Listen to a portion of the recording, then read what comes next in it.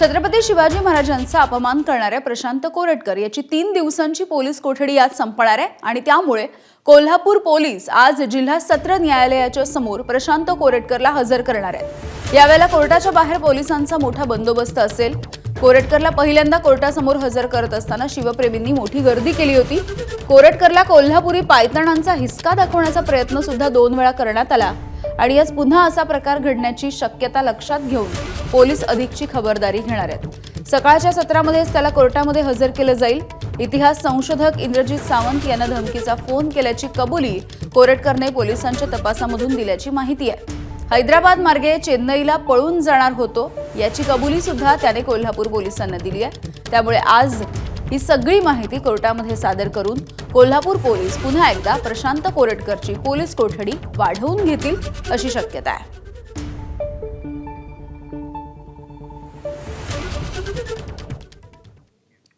तर कोरटकर हा 3 दिवस पोलीस कोठडीत होता, त्यावेळेला नेमकं काय काय झालंय आपण बघूयात।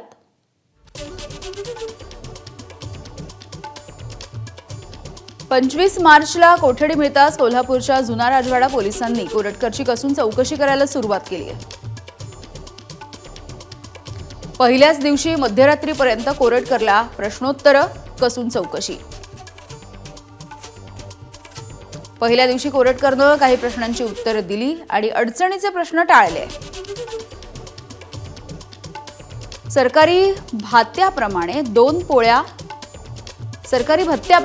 पोळ्या आणि भाजी त्याला देण्यात आली। बुधवारी 26 मार्चला कोरटकरच्या आवाजाचे नमुने सुद्धा पोलिसांनी घेतलेत।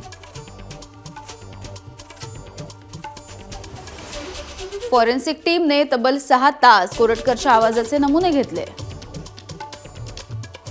त्याच रात्री कोल्हापूर पोलिसांचा पुन्हा एकदा कोरटकरवरती प्रश्नांचा भडीमार। मध्यरात्रीपर्यंत सुरू असलेल्या चौकशीमध्ये अखेर कोरटकरची सावंतांना फोन केल्याची कबुली। पोलिसांकडे जमा केलेल्या फोनमधील डेटा सुद्धा स्वतःच डिलीट केला ही माहिती त्याने पोलिसांना दिली आहे। हैदराबादवरून चेन्नईला जाण्याच्या तयारीमध्ये सुद्धा तो होता ही माहिती त्याने दिली आहे। त्याच रात्री छातीत दुखत असल्याचा त्याने कांगावा केला। कोठडीमधलं जेवणही पूर्ण जेवला नाही। 27 मार्चला कोरटकरला पहाटे 5:30 वाजता वैद्यकीय तपासणीसाठी बाहेर काढलं। वैद्यकीय तपासणी करून त्याला अज्ञात ठिकाणी ठेवलं। फरार असताना त्याने 2 गाड्या वापरल्याची माहिती सुद्धा पोलिसांना दिली आहे।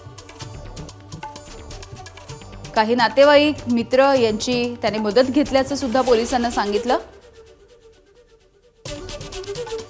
कोरटकरला मदत करणाऱ्यांच्या चौकशीसाठी पोलिसांची पथकं रवाना झाली आहेत। गुरुवारीही मध्यरात्रीपर्यंत कोरटकरची चौकशी करून जबाब घेण्याचं काम करण्यात आलं आणि आज दुपारच्या नंतर कोर्टासमोर त्याला सादर केलं जाईल। विजय केसरकर आमचे प्रतिनिधी आपल्याला अधिकची माहिती देतील। विजय, 3 दिवसामध्ये नेमकं काय काय प्रश्नोत्तरे विचारली गेली, कोरटकरने नेमकं काय काय कबुली दिली हे आता कळतंय आणि पोलीस आजच्या सुनावणीमध्ये हे सगळं आता कोर्टासमोर मांडतील।